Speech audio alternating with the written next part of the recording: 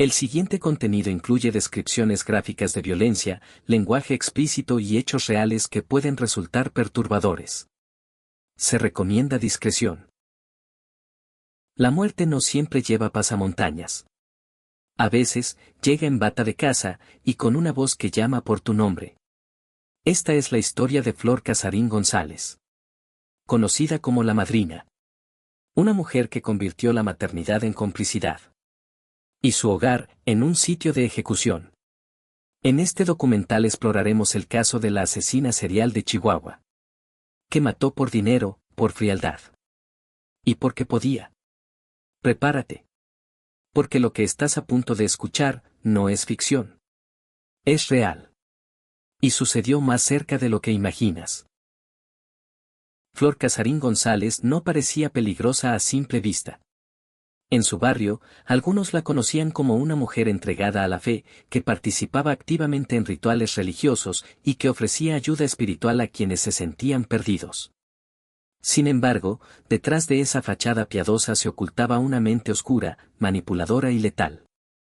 En su casa, los altares y las imágenes religiosas no solo adornaban los muros, eran parte del escenario perfecto para esconder lo impensable. Era ahí donde tejía su red de control psicológico, donde convencía a sus víctimas de que la salvación estaba en ella, o que su condena era inevitable si no obedecían. Flor no estaba sola. Su hijo, convertido en cómplice, era parte del engranaje. Juntos cometieron crímenes con una frialdad aterradora, amparados por un manto de fe corrompida. No mataban por impulso. Lo hacían con método, con intención. Y a veces, con ritual. Los cuerpos aparecían en condiciones brutales. Las víctimas eran personas cercanas, confiadas, que buscaban guía y recibieron muerte. Las escenas dejaban un rastro de violencia casi ritualística, signos de tortura, cuerpos colocados de forma específica, símbolos religiosos alterados. Todo parecía un sacrificio, no un simple asesinato. ¿Era Flor una psicópata? ¿Una fanática convertida en asesina? ¿O algo más siniestro aún? Lo cierto es que durante años, su doble vida pasó desapercibida, protegida por el silencio del miedo y la aparente devoción que inspiraba. Pero todo tiene un límite. Y la sangre, por más que se lave, deja huellas. A medida que los cuerpos comenzaban a aparecer, la policía no lograba atar los cabos. Hombres y mujeres que habían estado en contacto con Flor Casarín y su hijo eran reportados como desaparecidos, para luego ser hallados sin vida. Uno de los aspectos más escalofriantes del caso era la frialdad con la que operaban. Flor no solo cometía los asesinatos, sino que transformaba cada muerte en un acto ritual. Las víctimas no eran solo asesinadas, eran ofrecidas. Los cuerpos presentaban signos de violencia extrema, quemaduras, mutilaciones y marcas simbólicas. En algunos casos, los restos eran arrojados en lugares públicos, como si se tratara de un macabro mensaje. En otros, simplemente desaparecían, como si nunca hubieran existido.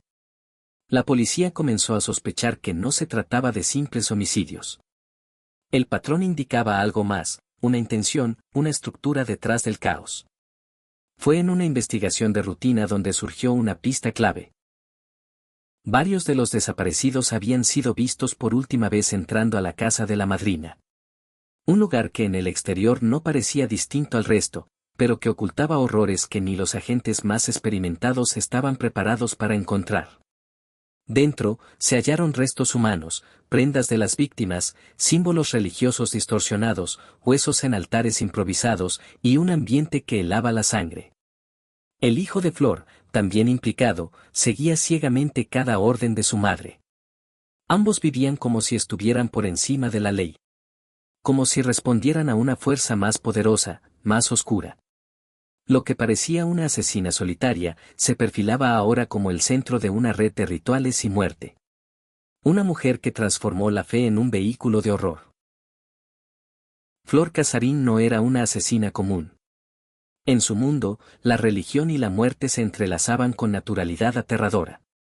A sus víctimas no las atacaba en un arranque de locura, sino como parte de un ritual meticulosamente planeado. Se hacía llamar la Madrina porque, para muchos, era una guía espiritual.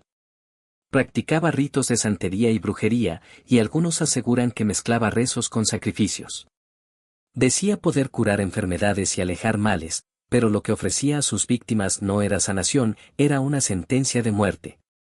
Usaba a su hijo, Roberto Rodríguez Casarín, un joven de mirada inquieta y presencia silenciosa, como cómplice. Juntos crearon una red de engaño. Las personas confiaban en ellos, se acercaban buscando ayuda espiritual, y desaparecían. Los cuerpos comenzaron a aparecer. O, mejor dicho, las osamentas. Enterradas en el patio trasero, en terrenos alejados, bajo capas de cal para evitar el hedor. Las autoridades encontraron restos que no podían identificarse fácilmente. Cráneos con fracturas, huesos con marcas de violencia. El horror no era solo la cantidad de cuerpos. Era la frialdad con la que hablaba Flor. Decía que algunas de las víctimas no tenían alma. Que merecían morir. Que Dios le hablaba. Y que sus manos solo hacían su voluntad. En las declaraciones, varios testigos afirmaron que Flor tenía visiones, y que, tras esas visiones, alguien siempre desaparecía. Flor Casarín, al contrario, se sentó con calma frente a los agentes y comenzó a hablar. Pero lo que dijo no era una confesión común. Era casi un sermón. Un discurso cargado de misticismo, fanatismo y sangre. Contó cómo las víctimas llegaban a ella por voluntad propia, buscando ayuda. Y cómo, según sus palabras, algunas estaban poseídas, contaminadas o marcadas por la oscuridad. Que era su deber purificarlas. Las autoridades escuchaban atónitos. Porque Flor no parecía arrepentida, ni mucho menos perturbada. Hablaba de las muertes como si fueran parte de una misión. Como si cada crimen fuera un acto de fe. Roberto, por su parte, no decía casi nada. Solo asentía cuando su madre hablaba. En ocasiones desviaba la mirada, pero jamás la contradijo. Era el hijo obediente. El brazo ejecutor. Los investigadores hallaron restos humanos en al menos 3 propiedades distintas vinculadas a Flor. En cada sitio, patrones similares. Cao, tierra removida, objetos religiosos cerca de los cuerpos. En la escena más perturbadora encontraron un pequeño altar, con un crucifijo manchado de sangre, cabello humano y una foto parcialmente quemada de una mujer desaparecida. No los mataba por placer, dijo Flor. Los liberaba. Tras las declaraciones de Flor, la opinión pública se dividió. Algunos la veían como una psicópata sin alma. Otros, aunque pocos, empezaron a tejer leyendas a su alrededor, como si fuera una especie de bruja mística, capaz de ver cosas que nadie más podía. Mientras tanto, los familiares de las víctimas recibían con horror las noticias. Habían pasado años sin respuestas.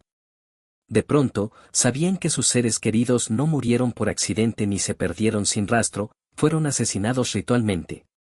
Los medios comenzaron a llamar a Flor con múltiples apodos.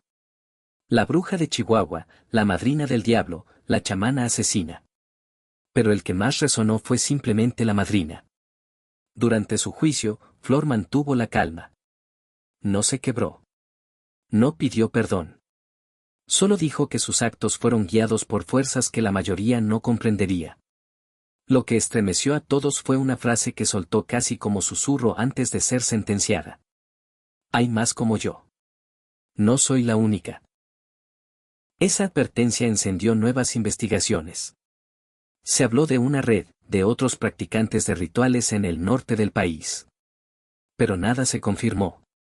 Flor y su hijo recibieron sentencias largas, aunque nunca revelaron el número exacto de víctimas. Y algunos cuerpos jamás fueron encontrados. Años después de la captura de Flor Casarín y su hijo, la sombra de sus crímenes no se ha disipado. Camargo y otras regiones del estado todavía susurran su nombre con miedo, como si al evocarlo pudieran invocar algo más. En los archivos judiciales, su caso quedó cerrado.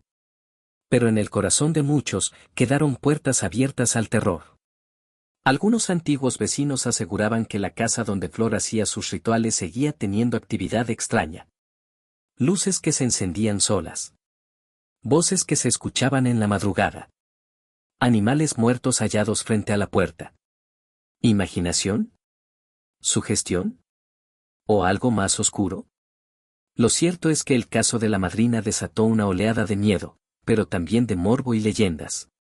Se escribieron artículos, se grabaron programas, algunos incluso la compararon con asesinas seriales internacionales. Pero más allá del mito, hay víctimas. Hombres que confiaron en ella. Familias que aún no entienden por qué nadie detectó antes el peligro. Y un sistema que, una vez más, llegó tarde. Flor no lloró. No pidió perdón. Y hasta hoy, permanece en prisión, lejos del público, pero nunca del recuerdo. Para algunos, es solo una asesina más. Para otros, es el ejemplo perfecto de cómo el mal puede esconderse en lo cotidiano. Una mujer común, una madre, convertida en el rostro del horror. Las paredes de la celda que hoy resguardan a Flor Casarín González no alcanzan a encerrar todo el horror que dejó tras de sí. Su historia no es solo la de una asesina, es la advertencia de cómo lo cotidiano puede volverse macabro. Una madre, una mujer respetada, una sanadora. Pero también, una figura siniestra que convirtió su hogar en una trampa mortal. La madrina nos recuerda que el terror no siempre viene en forma de monstruo. A veces, sonríe. A veces, abraza. A veces, te ofrece ayuda. Este caso, como tantos otros, no debe olvidarse. Porque entre rituales, silencios y complicidades, se gestó una serie de crímenes que pudieron evitarse, y no se evitaron. Si te impactó esta historia, te invito a suscribirte a Panda Nocturno. Aquí contamos los casos que otros prefieren callar. Historias reales, oscuras, que no deben caer en el olvido. Suscríbete, activa la campanita y acompáñanos cada semana.